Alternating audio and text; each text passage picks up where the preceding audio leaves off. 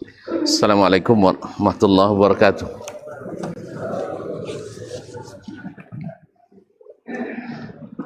Baik, Tony. Assalamualaikum warahmatullahi wabarakatuh. Alhamdulillahi rabbil alamin. Wassalatu wassalamu ala sayyidil awwalin wal akhirin. Nabiyyina wa sayyidina Muhammadin wa ala alihi tayyibin wa azwaji tahirati ummahatil mu'minin wa ashabil qadatil ghurril mayamin wa tabi'ina lahum bi ihsanin ila yaumiddin, amma ba'd. Fa usi nafsi wa iyyakum ayyuhal muslimun wa ayyatuhal muslimat bi taqwallahi azza wa jalla Rabbil ardi was samawat fa innahu qad fazal muttaqun. Ya ayyuhalladzina amanu taqullaha haqqa tuqatih wa la tamutunna illa wa antum muslimun. Kaum muslimin, kaum muslimat yang dirahmati Allah Subhanahu wa taala. Alhamdulillah, bersyukur kita kepadanya atas segala rahmat, nikmat dan karunia-Nya. Alhamdulillah masih diizinkan kita untuk menyambung kaji dan pelajaran di salah satu rumahnya ini. Mudah-mudahan Allah menerima amal kita, mengabulkan doa, harapan dan permintaan kita, serta mengampuni segala dosa, salah dan kekhilafan kita. Amin. Semoga kehadiran ini menambah catatan amal-amal saleh kita dan juga meneguhkan kita, keimanan kita untuk selalu berkesinambungan menyambung amal demi amal kita. Baiklah kaum muslimin dan muslimat rahmati Allah, salawat dan salam ke baginda Nabi alaihi salatu wassalam yang kita cintai, yang kita ikuti dan kita teladani. Alhamdulillah, kita masih dalam bab yang berkaitan dengan al-amru wa du'a ila al-huda, dalala ala khair wa du'a ila huda aw dalalah, yaitu bab menunjukkan kebaikan serta mendakwahkan hidayah atau sebaliknya mendakwakan kesesatan. Jadi menunjukkan jalan kebaikan dan ada yang mendakwahkan kebaikan. Sudah kita bahas sebelum ini bahwa mendakwahkan lebih khusus daripada hanya sekedar menunjukkan kebaikan, kadang-kadang tanpa mengajak, hanya memberitahukan. Tetapi kalau sudah mengajak, itu sudah mendakwahkan, ini lebih khusus dan biasanya lebih berat, karena memang yang pasukan khusus untuk tugas-tugas yang lebih berat. Dan ada pula orang yang mungkin tanpa sengaja atau tanpa diketahui justru mendakwahkan kesesatan. Kenapa kita katakan tanpa sengaja atau tanpa diketahui? Karena insya Allah rata-rata orang tidak mau atau tidak sengaja untuk sesat. Sahih? Rata-rata orang tidak sengaja untuk sesat. Kan jarang ya? Jarang yang sengaja sesat. Dan untuk itu sehingga banyak orang yang tidak sadar dia dalam kesesatan.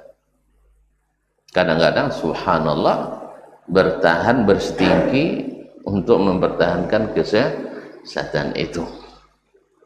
Subhanallah. Jadi oleh itu kaum muslimin dan muslimat dirahmati Allah, bab ini sangat penting karena sesungguhnya menunjukkan jalan kebaikan itu adalah kebaikan, dan mendakwahkan kebaikan itu justru adalah lebih baik, dan yang dikhawatirkan adalah mendakwakan jalan kesesatan.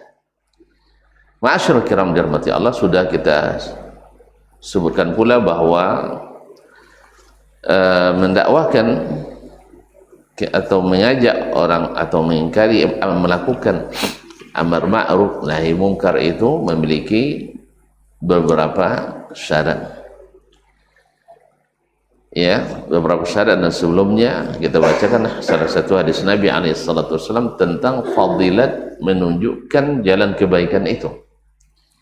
Qala al-Imam an-Nawawi rahimahullah, wa an Abi Mas'ud, dari Abu Mas'ud Uqbah ibn Amr al-Ansari al-Badri radhiyallahu anhu.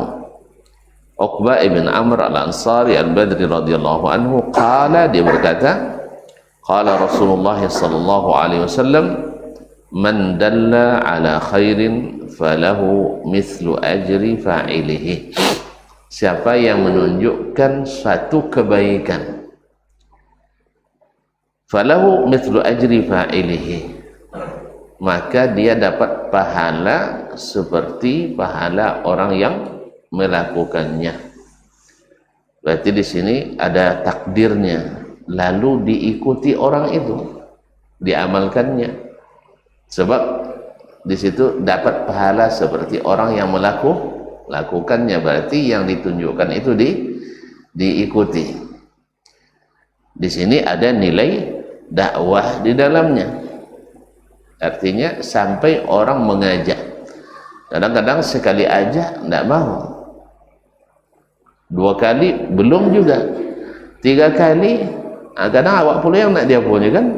Tapi karena kesabaran, demi kesabaran seperti yang dilakukan oleh Nabi dan para sahabat, akhirnya banyak yang ikut masuk Islam, akhirnya diikuti. Dan yang mengikuti itu mesti mengamalkan, dan ketika dia amalkan, maka ilmu yang diajarkan tadi menjadi ilmu yang dimanfaatkan, maka mengalirlah pahalanya kepada orang yang mengajarkan tadi. Makanya ketika Nabi menyebutkan iza mata ibnu adama, bila anak Adam mati, inqata'a amaluhu, putus amalannya, illa min thalas, kecuali dari 3 perkara. Salah satunya adalah au ilmun yuntafa'u bihi, ilmu yang dimanfaatkan. Jadi bukan hanya ilmun nafi', ya ilmu pada asasnya bermanfaat, tapi kadang-kadang tidak dimanfaatkan oleh orang yang mengetahuinya. Maka katakan Nabi, ilmu yang dimanfaatkan. Kalau tidak dimanfaatkan, tidak ada hasilnya, tentu tidak melahirkan pahala. Jadi ilmu yang dimanfaatkan. Kita tunjukkan orang salat, lalu orang salat mengikuti, maka amal mengajarkan itu, amal orang yang mengerjakan itu mengalir kepada orang yang mengajarkannya sama. Ini juga menjadi semangat atau menjadi motivasi besar kita untuk selalu bersemangat menunjukkan jalan kebaikan pada orang lain, mengajak orang lain untuk melakukannya. Man dalla ala khairin falahu mithlu ajri fa'ilihi, barang siapa yang menunjukkan jalan kebaikan lalu diikuti dan diamalkan, maka dia dapat pahala seperti orang yang melakukannya tadi. Ma'asyiral kiram dirahmati Allah SWT, demikian pula dengan orang yang mencegah kemungkaran. Karena mencegah kemungkaran sama dengan menunjukkan jalan kebaikan. Karena meninggalkan kemungkaran itu adalah kebaikan. Meninggalkan kemungkaran itu adalah kebaikan. Nah, untuk melakukan hal itu, para ulama menyebutkan harus punya syarat-syarat yang diambil dari Al-Quran dan Sunnah Nabi SAW. Jadi tidak sembarang kita berdakwah. Mesti yang pertama, orang yang melakukan amar ma'ruf dan nahi mungkar berilmu tentang masalah yang dia perintahkan, yang diajak orang kepadanya, atau kemungkaran yang dia cegah orang daripadanya. Jadi kalau ada orang yang berilmu, orang yang tidak berilmu mengajak kepada kebaikan menurutnya, bukan menurut ilmu. Oleh sebab itu kaum muslimin dan muslimat menentukan baik buruknya sesuatu itu, kebaikan itu adalah mesti merujuk kepada Al-Quran dan Sunnah, tidak mengikuti selera, tidak mengikuti tradisi dan juga budaya. Karena masalahnya kita sekarang mencari pahala. Tradisi tidak menghasilkan pahala kecuali tradisi yang direkomendasikan oleh syariat. Budaya tidak menghasilkan pahala kecuali budaya yang disahkan oleh syariat, baik disahkan secara nas maupun disahkan secara secara eksplisit, tidak diingkari, berarti tidak dilarang. Berarti kalau tidak dilarang berarti dibolehkan. Oleh itu kaum muslimin dan muslimat dirahmati Allah, jadi masalah ma'ruf mungkar itu kembalinya kepada ilmu agama, bukan mengetahui pikiran dan perasaan. Karena orang kadang-kadang membenci sesuatu, oh ini tidak baik ini, alasannya apa? Perasaannya. Bahkan kadang-kadang atau tidak jarang orang mengingkari hadis dengan pandangannya sendiri. Itu hadis tidak patut sabuk gini. Atau orang mengajak kebaikan padahal bukan kebaikan, ya, dan akhirnya membawa kepada kesesatan. Ma'asyarul kiram dirahmati Allah SWT. Allah berfirman dalam surat Al-Isra ayat 36, wala taqfu ma laysa laka bihi ilmun. Jangan mengikuti sesuatu yang kamu tidak berilmu tentangnya. Berarti dilarang kita untuk mengikuti atau mendakwahkan sesuatu yang kita tidak berilmu, tidak tahu kita, itu dibolehkan, tidak tahu kita bahwa itu adalah kebaikan atau bukan. Berarti kita tidak punya ilmu. Inna sam'a, sesungguhnya pendengaran, wal basara, dan penglihatan, wal fuada, dan hati, kullu ulaika kana anhu mas'ula, akan dimintai pertanggungjawabannya itu. Oleh sebab itu kaum muslimin dan muslimat dirahmati Allah, mau tidak mau, kalau ingin mendapatkan pahala dalam bab ini, ingin menunjukkan kebaikan dalam bab ini, maka mesti belajar ilmu, mesti belajar ilmu. Ma'asyarul kiram dirahmati Allah. Dan belajar ilmu ada yang formal, ada yang informal. Kadang-kadang yang informal itu lebih berkesan daripada formal.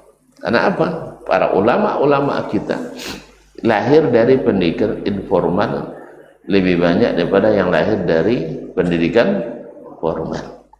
Ya mungkin karena formal itu karena ngojok absensi, uang ikhlas kadang. Kemudian mungkin juga kadang-kadang sebagian pengajarnya hanya ngajar sertifikasi, kurang pula ikhlas kadang. Nah, jadi bertemu lah dua keikhlasan yang kurang, tentu hasilnya kurang. Nah, tambah lagi tugas-tugas buat laporan lebih banyak, jadi baik tugas hanyalah buat tugas lainnya. Mahasiswa atau santri diberi tugas, nang guru membuat tugas, akhirnya sama-sama membuat tugas, akhirnya tidak ada yang berkualitas. Oleh itu kaum muslimin dan muslimat dirahmati Allah SWT, jadi mesti memang dengan ilmu. Sebab kalau tanpa ilmu, dan itu terjadi seperti disebutkan oleh Syekh Ibnu Taimiyah rahimahullah taala, kadang-kadang orang mengingkari karena tak biasa. Dulu sebagian orang ya mengingkari pakai mikrofon itu, pakai toa itu. Apalah contoh trompet Yahudi pakainya di masjid ini. Ada sebagian orang dulu mengingkari atau tidak menerima itu. Kenapa? karena tidak mengilmui masalah ini. Ada orang yang boleh kalau ni haji pakai motor seperempat hajinya, berarti bos seperempat kali haji, tak sampai kini lah. Berarti kalau pesawat 1/8 dia dah 1/10 kali haji boleh datang sejak haji. Apa sebab? Karena sangat mudah katanya. Dan ada yang bilang radio dulu, ada yang mengingkari ini setan ini katanya. Sebab yang bicara dalam Huna London, BBC London kan, di sini London katanya. Kadzabta, kamu bohong. Di sini Qasim katanya. Jadi dikiranya orang itu membohong. Nah, jadi karena belum memahami. Oleh itu kaum muslimin dan muslimat dirahmati Allah, para fuqaha selalu menyatakan bahwa untuk fatwa itu ahlul balad aula bil fatwa min ghairihim, bahwa orang yang tinggal di satu tempat itu lebih berhak berfatwa dalam masalah kasus yang terjadi di tempat itu. Jadi misalnya uang Bangkinang, kalau kaji masalahnya fatwa, ulama Bangkinang lebih berhak berfatwa daripada ulama ulama di tempat lain. Fatwa ya, bukan ilmu ya. Ilmu lain, fatwa lain. Tentu maksud beda fatwa dengan ilmunya. Tidak ada ya. Ada jalan ya. Ada jalan. Ada seorang amir, seorang gubernur di masa khilafah dulu buat pelanggaran di bulan Ramadan, yaitu berhubungan suami istri dengan istrinya, ya bang. Lalu tentu dia ngadu ke muftinya, tanya apa hukumnya. Lalu mufti mengatakan ini masalah besar, ini saya harus tanya dulu ke ulama yang lain. Bersepakat mereka, kalau ilmunya orang yang melakukan hubungan suami istri di siang hari bulan Ramadan, tidak malam bolehnya di siang hari, selain qada, satu memerdekakan hamba. Ini wajib, itu berurutan. Kalau tidak bisa, baru memberi makan fakir miskin 60 orang. Tidak sanggup, baru berpuasa 2 bulan berturut-turut. Kalau diberikan hukum ke gubernur berdasarkan urutan nikah, tonda pun ulang dia deh. Tak tahu apa dosa lagi ulang dia agak dia ni. Senang sananya memerdekakan hamba jenkan seorang le, 1000 bisa sekali deh. Kan ya? Iya sama kininya. Wak suwo, wak dondo, wang kayu, mbak makan 60 orang. Kesanang nanya. Lelasi? Enggak.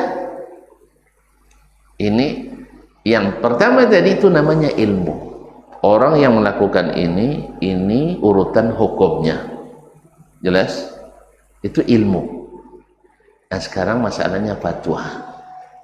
Fatwa itu berubah karena berubahnya waktu, berubah tempat, bahkan berubah orangnya. Berubah orangnya. Jelas ya? Akhirnya mereka, ulama waktu itu melalui mufti bersepakat supaya nyolosi diberi hukum absi yang ketiga langsung, yaitu puasa 2 bulan berturut-turut. Tolak mulang lah. Puasa 2 bulan turut-turut, tak tolak mulang lah. Jelas? Jalannya? Kaum muslimin dan muslimat dirahmati Allah. Mungkin masuk dalam bab ini ketika ada orang tua bertanya ke Nabi alaihi salatu wassalam, ya Rasulullah, ayuqabbilur rajulu imra'atahu wa huwa sha'im? Boleh tidak seorang laki-laki mencium istrinya di waktu puasa? Apa kata Nabi SAW? Boleh. Saya juga mencium istri saya di waktu puasa. Ini yang bertanya tadi, Bertanya tadi orang tua. Ketika ada anak muda yang bertanya, kata Nabi, enggak boleh. Ilmunya adalah mencium, tidak membatalkan puasa. Tapi untuk anak muda jangan.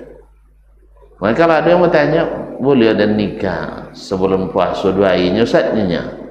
Kalau apa-apa tua-tuanya nasihatnya, nikahlah yang umur 70. Tapi kalau yang masih umur 20 sih yang baru nikah, sudah ayo je hajinya, sudah ayo. Sebab berbahaya. Itu namanya fatwa. Secara hukum boleh kan? Boleh aja nikah.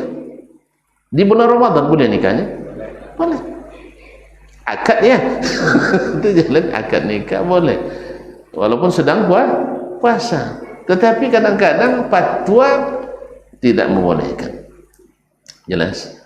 Misal wang tino boleh nyetir, boleh bawa motor, ndak mikir. Boleh nyetir? Lah, ndak ada halal.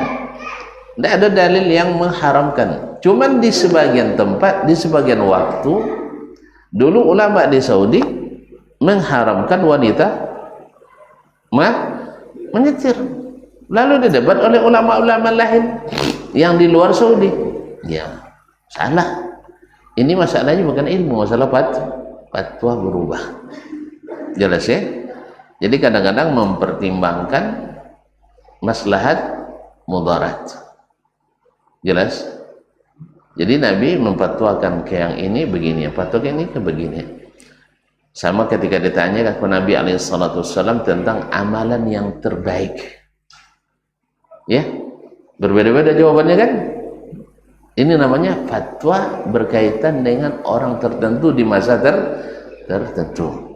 Adapun yang lain ditanya, apa amalan terbaik? Birrul walidain. Kalau ikam salat pada waktunya, ikam beri makan orang yang sedang kelaparan dan sebagainya. Jadi berubah fatwa karena perubahan waktu tadi. Dan semua amalan itu utama. Tapi di bagian ini yang utama. Di bagian ini yang utama. Wallahu taala ada dapat perbedaan ilmu dengan fatwa. Jadi semua orang mufti itu insya Allah berilmu, tapi tidak semua orang berilmu patut memberikan fatwa, karena tidak semua orang berilmu ahli berfatwa. Tidak semua orang ahli ilmu ahli berfatwa, tapi orang yang berfatwa mesti berilmu. Kalau lah ahlinya fatwa, insya Allah punya ahli ilmu. Kecuali fatwa sembarangan aja kan, atau lain. Pada umumnya orang ahli fatwa ahlul ilmi, tapi tidak semua ahlul ilmi ahli fatwa. Wallahu a'lam. Baik, masuk waktu. Kita azan dulu, kita sambung sedikit insyaallah.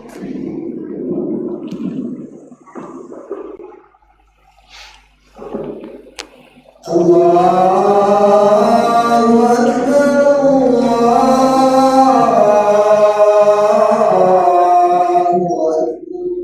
Allah.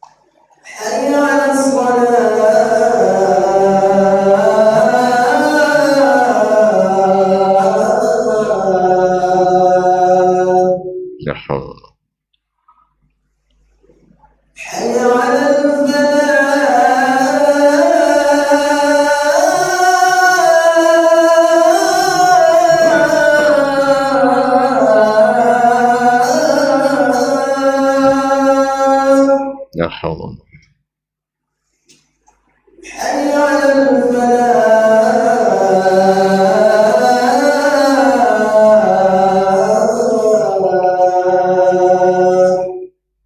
La haula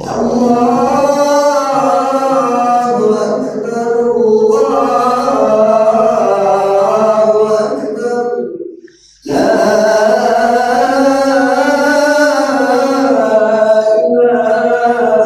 إله إلا الله wa nashhadu Allahumma rabb hadhihi da'watan wassalatu.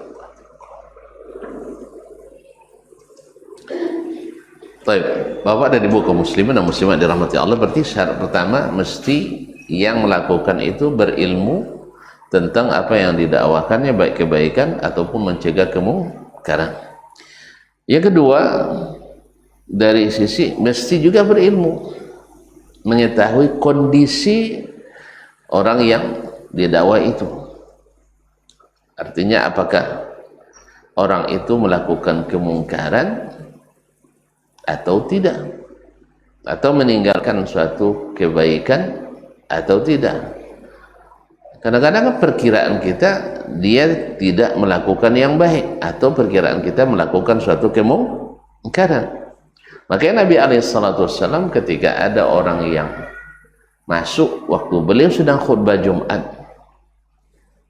lalu duduk langsung, kan meninggalkan suatu kebaikan, itu salat tahiyatul masjid.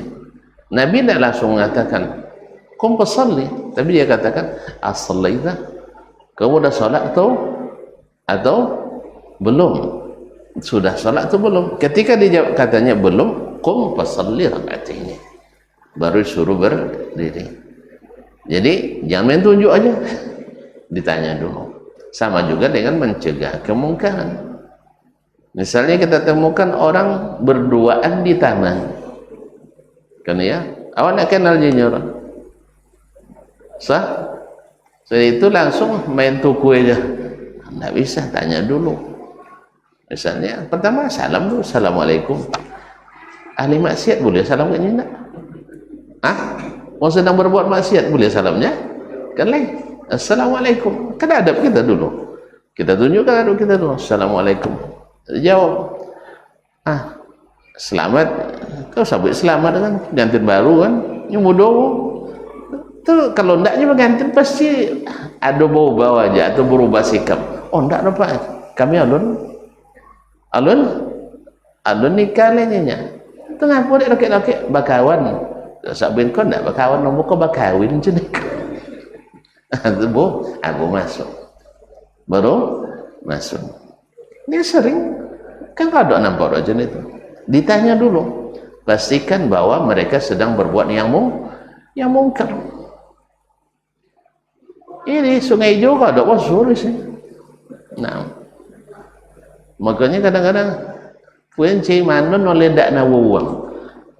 Kalau dak nak uang, mau masuk. Kalau ada uang buat kojor, nambah kojor. Ndak jadi apa dia? Nambah kojor, ya bang.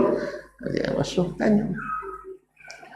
Ayo mandi bodoh kan, tentu aja bertanya. Assalamualaikum dulu, masya Allah.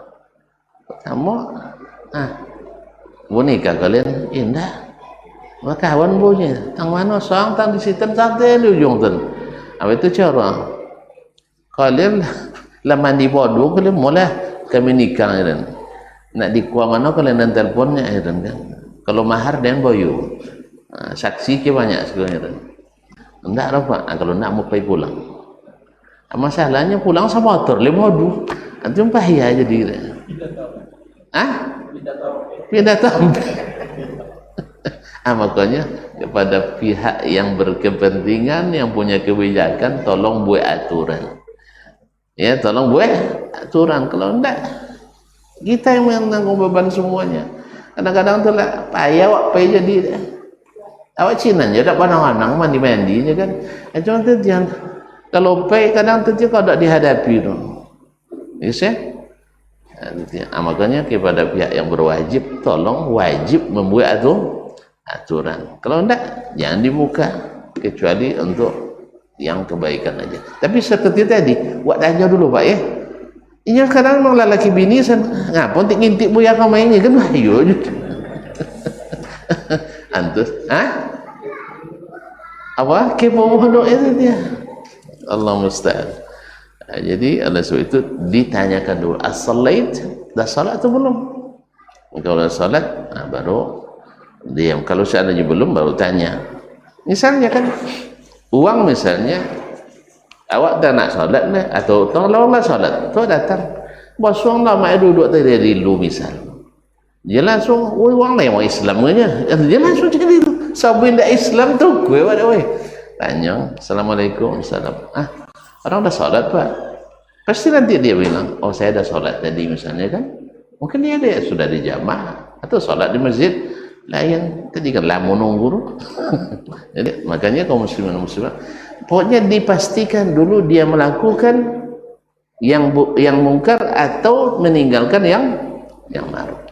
Itu wajib bagi orang yang akan melakukan dakwah amar ma'ruf nahi mungkar. Ya. Misalnya kan apa namanya?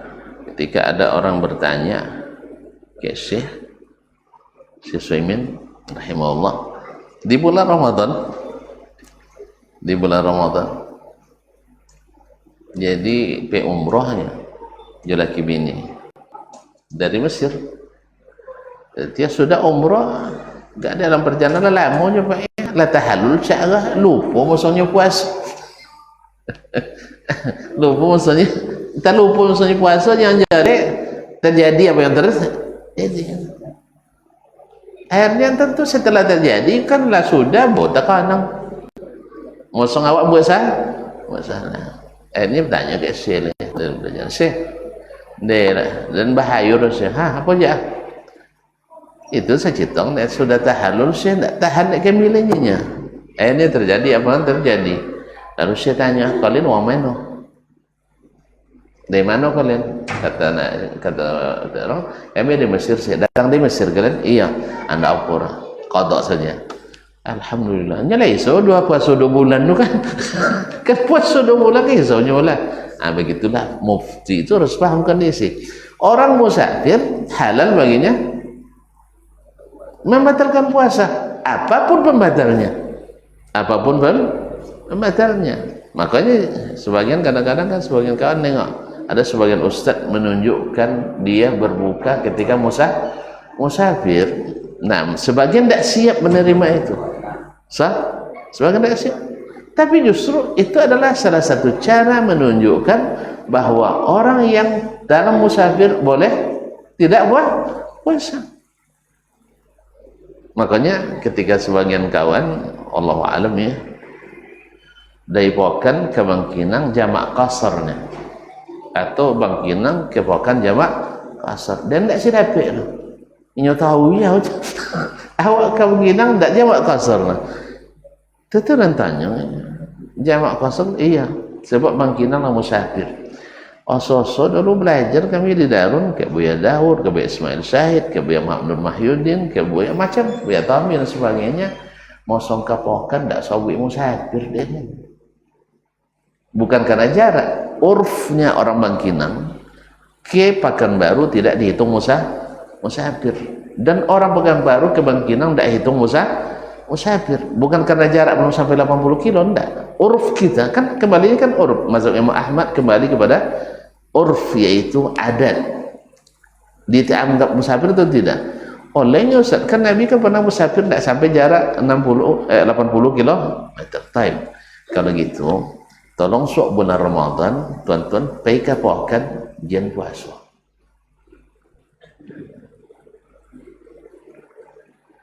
masalah bukan nak sogan sah atau tidak kan ya kalau tidak tahu tuan-tuan babuko dengan alasan musafir ke Pokan berarti mau ke Pokan bukan musafir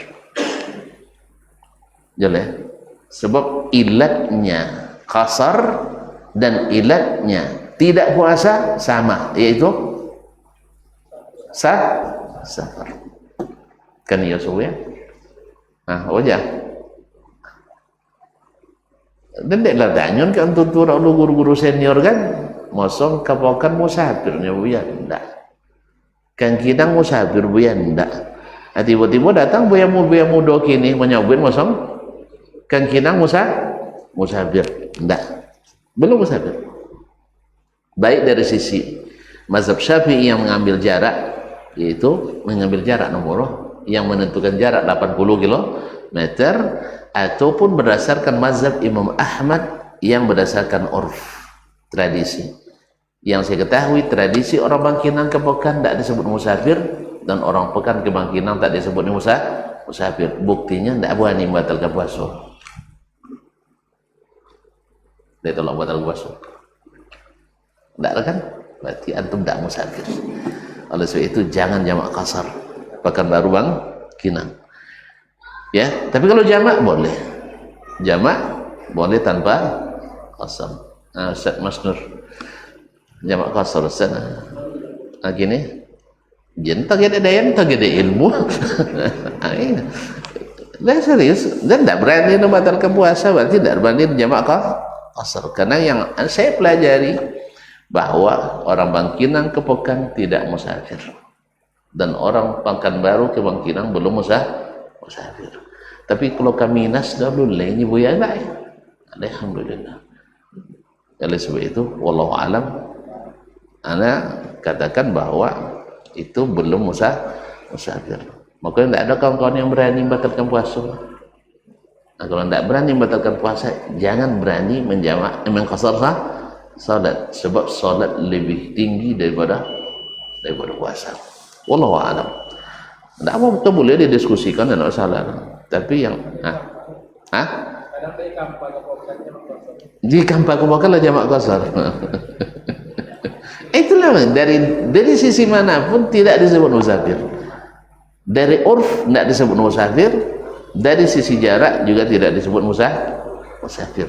Karena definisi musafir dalam hadis Nabi itu adalah masirata yaumin wa lailah, perjalanan sehari semalam.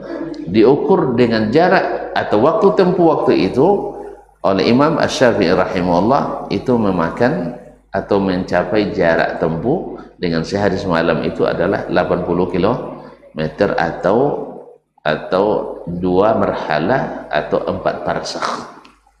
2 marhalah atau 4 parsakh. Jelasin. Oleh sebab itu wallahu alam, dari mazhab manapun tidak disebut musafir Bangkinang Pekanbaru Bangkinang. Wallahu alam. Ya. Tapi kalau tuan-tuan bisa meyakinkan ambu musafir, ketujuan ulah ada. Ketujuan kan? Enggak perlu sosi nanti kamat lah jamak takhir dan dia kasar. Tapi sampai saat ini ya belum bisa meyakinkan bahwa itu adalah musafir. Jadi kaum muslimin dan muslimat, nah ketika ada kawan yang jamak kasar, ya pastikan itu dulu apakah benar itu adalah suatu kesalahan atau tidak suatu kesalahan. Kalau pasti baru kita sampai, kalau tidak berarti ada masuk dalam bab ikhtilaf di antara mereka. Yang ketiga, disyaratkan untuk melakukan amar ma'ruf nahi mungkar tadi, menunjukkan jalan kebaikan atau mencegah jalan keburukan, itu adalah jangan sampai pencegahan itu mengakibatkan kemungkaran yang lebih besar. Ya, ketika kita mengatakan bahwasanya ini mungkar, lalu orang mengatakan kepada kita, "Apa nak kalian cegahnya?" Sah? Kan ya? Apa nak kalian cegah? Kan kemungkaran terjadi. Ya, mungkin orang tidak mencegahnya karena dalam ijtihadnya bila dicegah terjadi kemungkaran yang lebih besar. Dan itu mesti berilmu kita tentang itu. Misalnya musik di malam hari misalnya. Ya, kan kemungkaran.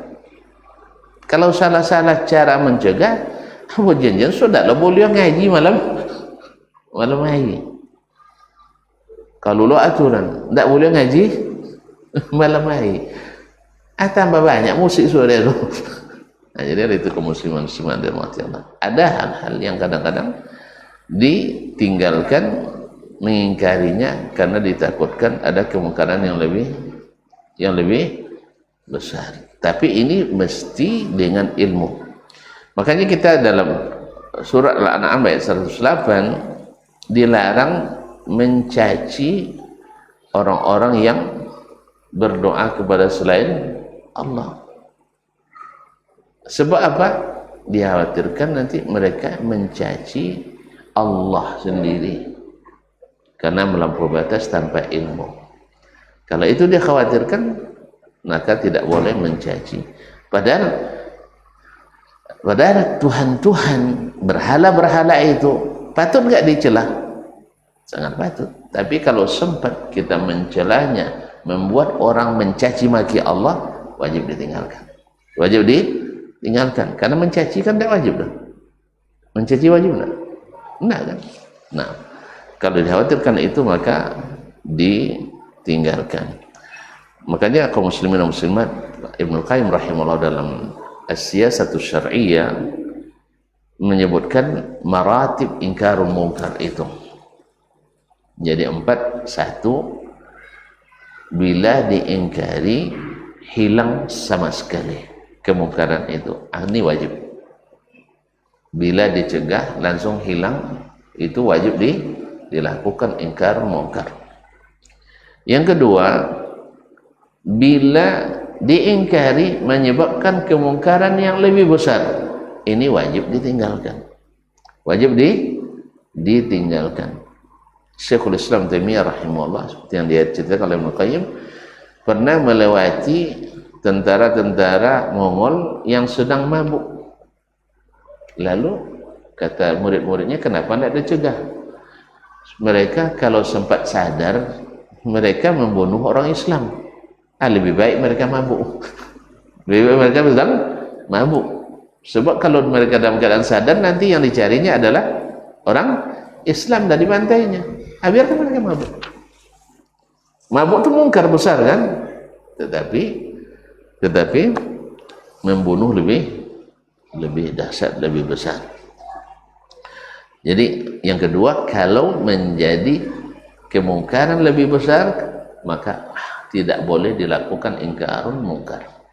Yang ketiga, bila seandainya diingkari terjadi kemungkaran yang lebih ringan. Kemungkaran yang lebih ringan. Nah, dalam hal ini maka dianjurkan untuk diingkari. Diingkari. Contoh tadi, lopenya mandi taui, kan besar kemungkaran tuh. Suruh pulang, sama motor bawa 2. Mana ringan, mandi bawa 2 atau sama motor bawa 2? Itu tak tahu dalam dah habis.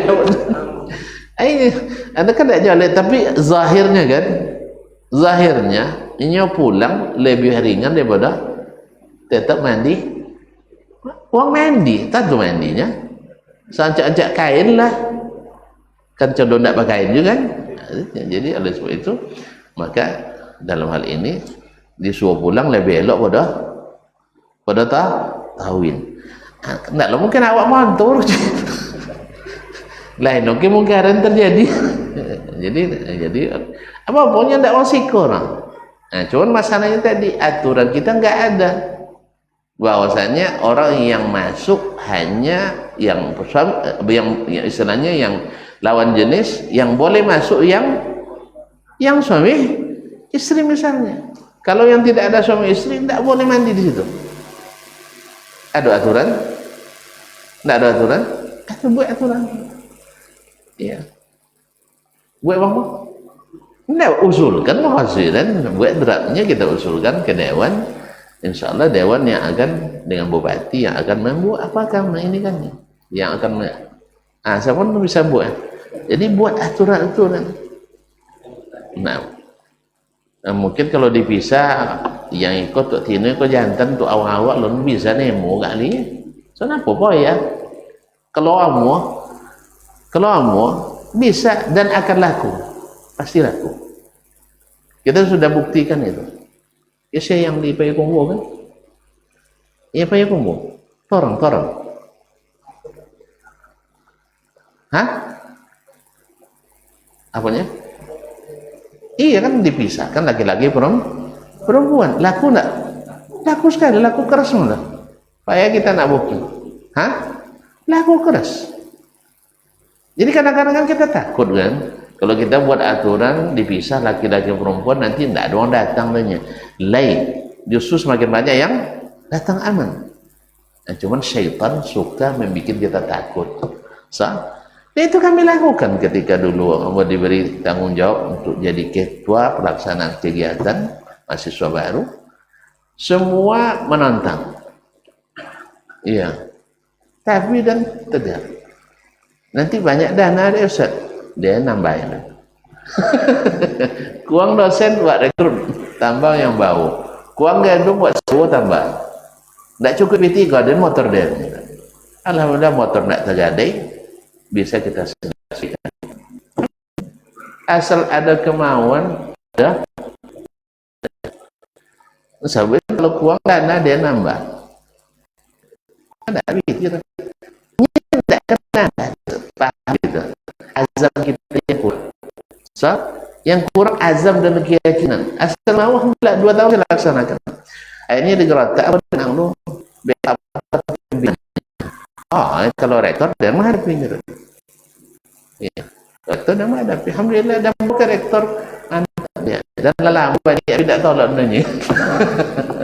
Dan kita 2-3 alhamdulillah laksanakan.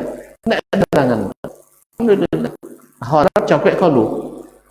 Nah, lah semester tak lu kalau 2 minggu kalau dah kami alhamdulillah. Tak dia motor nak tergadai, kerja selesai. Asal ada azam.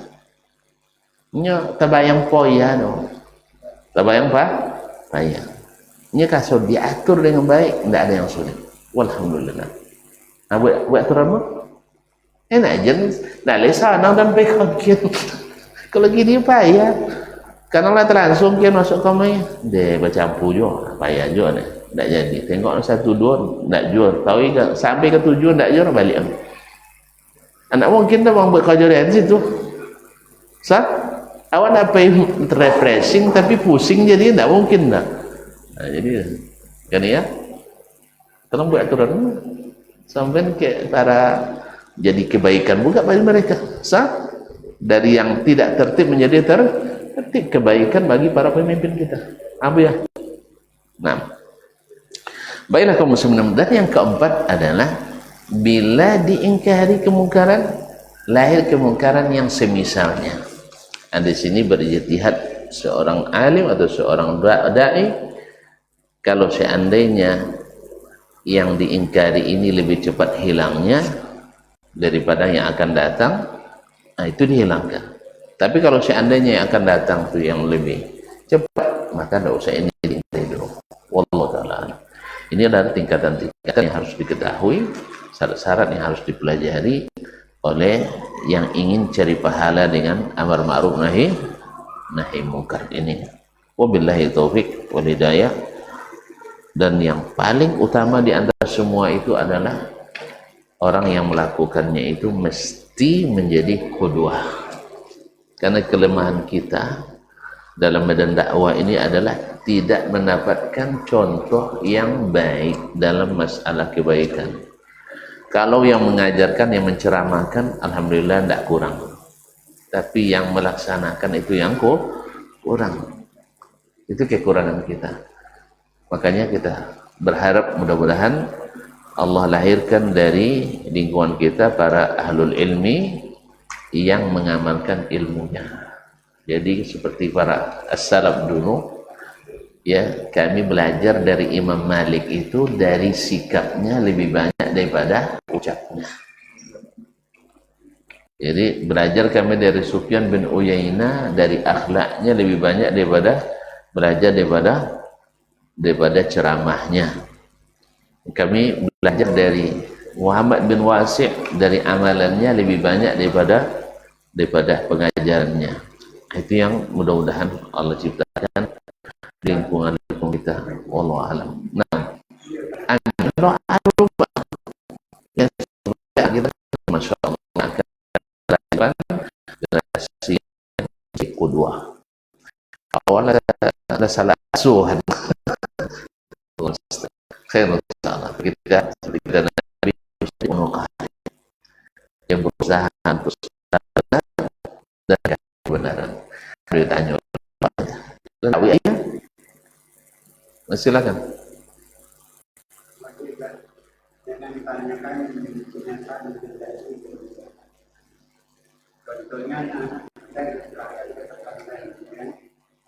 dari dia bisa berlepas di sana ada yang 200. Tapi kenyataannya setelah dia pulang ke rumah, dibuat pusing untuk diterima keduanya oleh 200. Jadi saya kalau 10 nilainya sudah terhenti 5 dibagi 2 aja, itu 5. Kalau 5 pasti menurut di mana tetap. Mengapa di presentasi politik dia juara umum? Kok di rumah kita lihat contohnya masalahnya. Ya, dan dia sudah mau menggunakan arti yang baik. Karena tuannya setiap hari dia mengambil dan ini letaknya berbagi dunia antara di politik ini. Karena kan tidak ada. Kalau dia juara umum di pondok minimal di mana ada. Ini mengapa ayam nanti dengan kejadian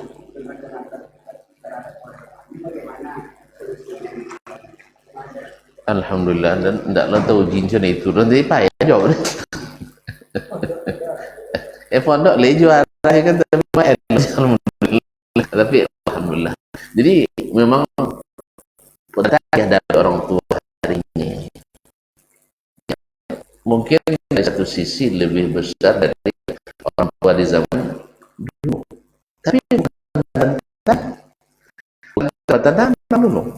Nah, jadi pendidikan sebenarnya pendidikan tanggung jawab pertama ada di pundak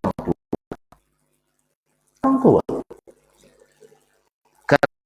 Karena itu kecil bersama orang tua. Ya, dia di pondok atau belajar di sekolah itu sudahlah besar. Mama tua tu memang saya kutu kene, Pak. Kalau lo kadang mama asuh, kalau mama asuh malah tiang. Jadi dari situ kaum muslimin muslimat kita dari awal pendidikan itu sebenarnya dimulai dari rumah. Dari rumah. Kemudian setelah kita antarkan anak kita ke pondok dengan harapan ada yang membantu kita, membantu. Bukan tanggung jawab 100%. Sekolah tidak bertanggung jawab 100% terhadap pendidikan. Tapi memberikan 100% kemampuannya. Kemampuan untuk yang dimiliki harus optimal. Hasil masih menjadi tanggung jawab bersama. Dan memang tidak bisa wakilnya awak seorang didik anak dulu. Kan ya? Laba curung tang zaman Covid dulu. Hah? Kan laba curung jauh anak waktu zaman Covid tangnya nampak. Banyak kalau lagu-lagu je paji amaknya. Macam-macam dah. Jadi memang tidak mudah mendidik itu. Jadi ada hikmah dari Covid petang ya. Tantu dia orang tua masa mendidik anak tu payah, tak mudah. Tapi lah dek gurunya, atau tijan kecilnya sana jadi guru. Jadi fenomena yang disebutkan oleh beliau bahwa mungkin berprestasi di sekolah, tetapi tidak berprestasi di rumah dengan anak. Dia secara intelektualitas adalah ada kemajuan, semua pelajaran bisa diserap. Tapi kadang dari sisi mentalitas dan spiritualitas tidak seperti yang diharapkan. Berarti ada sesuatu yang kurang barangkali wallahu alam yang didapatkan dari guru-gurunya, yaitu contoh tadi. Jadi yang terjadi adalah transformasi ilmu tapi tidak ada pendidikan akhlak dan adab serta amal barangkali. Jadi yang lebih menonjol itu adalah aturan di sekolah, bukan pelaksanaan ilmu itu sendiri. Dan memang serba-serbi di dunia pendidikan ini banyak. Ada yang baiknya, masya Allah luar biasa. Tapi ada pula troublemaker. Iya, ada. Dari kalangan semua, bukan hanya dari kalangan orang-orang yang tidak berpendidikan agama. Kadang-kadang yang berpendidikan agama itu justru yang kadang-kadang susah pula diharapkan adabnya. Mohon maaf. Ya, kadang-kadang mohon maaf di antara kita-kita yang masya Allah diharapkan sebagai contoh yang baik, kadang-kadang dalam dunia adab kita banyak kurang. Banyak. Sehingga tanpa disengaja kadang keluar kata-kata yang tak pantas dari mulut orang yang kita segani, orang yang kita segani. Jadi hal-hal ini yang kadang-kadang membuat anak-anak mendapatkan contoh yang tidak baik daripada para guru kita, guru-guru kita. Nah, cuman kan kita berusaha, mudah-mudahan ya ada perubahan yang signifikan dengan selalu mengajak orang tua ini mengaji. Sebab anak saja mengaji, orang tua tidak jalan juga. Orang tua aja ngaji, anak baca acak di jalan, lebih parah pula.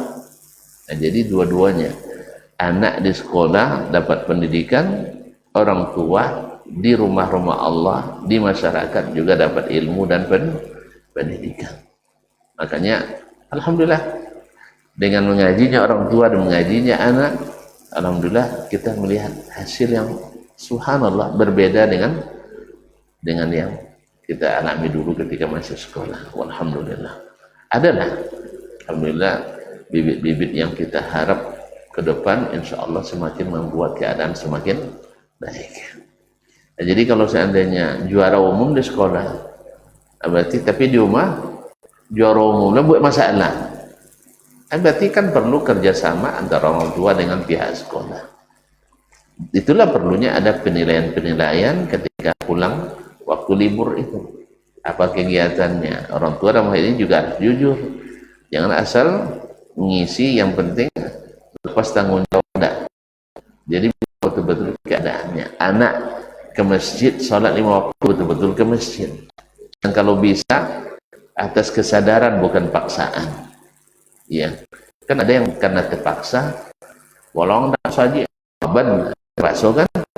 Ada yang karena kesadaran dan harapan. Orang kalau tertib misalnya dengan penilaian dan di sisi Allah lebih besar dan lebih abadi dan sebagainya. Itu orang tua juga harus memiliki hal-hal cara-cara dan kiat-kiat yang bisa membantu dunia pendidikan kita. Wallahu ta'ala alam. Nah, kadang-kadang dek kodok kono wangi kan tekanan di sekolah, duma ditumpang dah. Kan ya? Nya duma jadi itu kan orang tua baik target uang kalau ndak juaranya sekolah aja lainnya. Jadi juara itu kau jauh deh. Maksud itu temu buang itu maksud itu. Ini kan target uang itu kan juaranya. Nah, jadi sebaiknya seperti orang tua Sufyan Ats-Tsauri, orang tuanya Malik bin Anas, orang-orang tua yang berhasil itu, apa kata mereka? Uang yang sekolah Tsaurinya. Sufyan tigahi kalau lebih ada uang kawin, kalau tidak pulang bantu ibu jual sayur ke pasar. Dah. Jadi yang ditunjukkannya bukan capaian nilai dengan makna angka-angka, tapi adalah capaian nilai dengan makna akhlak al-karimah. Tigahi boba ada uang dengan ilmu tawin. Kalau tidak berarti uang tidak bagian itu. Dari tukang angkit di pasorinya pulang.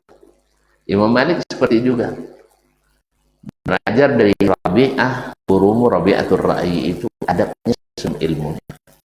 Maka itu yang pikiran anak itu macam nopo buat dia guru, macam itu dia belajar. Di situ perlu mendidik guru. Hanya ini guru harus dididik banyak juga. Tentang banyak guru yang belum terdidik. Iya maksud kenapa? Salat kadang tak joleh, kadang banyak guru yang tak joleh salat kan ya? Akidah tatanwanu juga kan? Ini Allah Ta'ala tatanwanunya tentu akidah kan no. Nah, alun le pergaulannya kadang masya Allah bahasa asuk tahu idung. Nah, itu nampak dia anak. Nah, masya Allah, alhamdulillah. Jadi dengan demikian kaum muslimin selesai pula jawabannya. Baik, kita tutup aja lah ya dengan kafaratul majlis. Subhanakallah bihamdik asyhadu an la ilaha illa anta astaghfiruka wa atubu ilaik. Wassalamualaikum warahmatullahi wabarakatuh.